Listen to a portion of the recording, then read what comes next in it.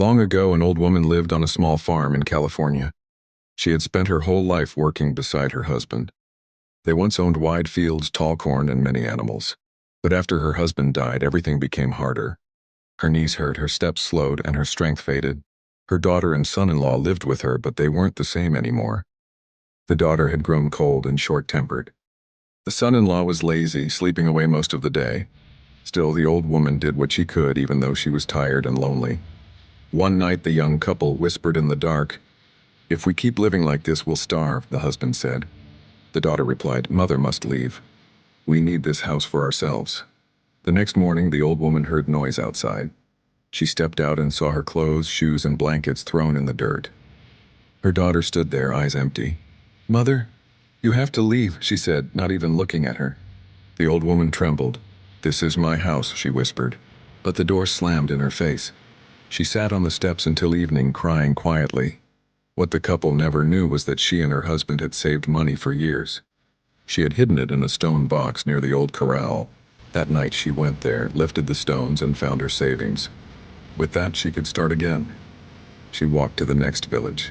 A kind farm family recognized her and offered food, tea, and a small room for the night. In the morning, she asked if any land was for sale.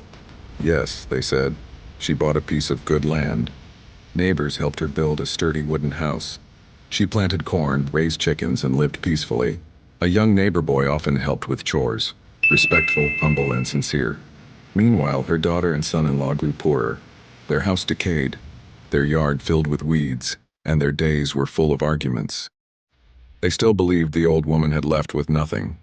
One day, the son-in-law walked far searching for work. He reached a beautiful new farm and knocked. The old woman opened the door. "You?" he whispered. "Yes," she said calmly. He told her he had no food, no money, nothing. She gave him work with one condition. "Do not tell my daughter this farm is mine." He agreed immediately.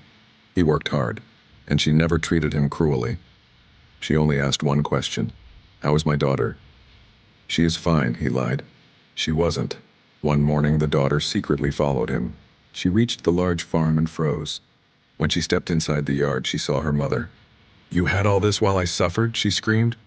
"When you finish shouting, then speak," the old woman answered quietly. The daughter demanded money, the house, anything. The old woman handed her only a few coins and closed the door. The couple wasted the money quickly. Soon they sold their old house and land, believing they would inherit the new farm one day. But the old woman had already made her choice.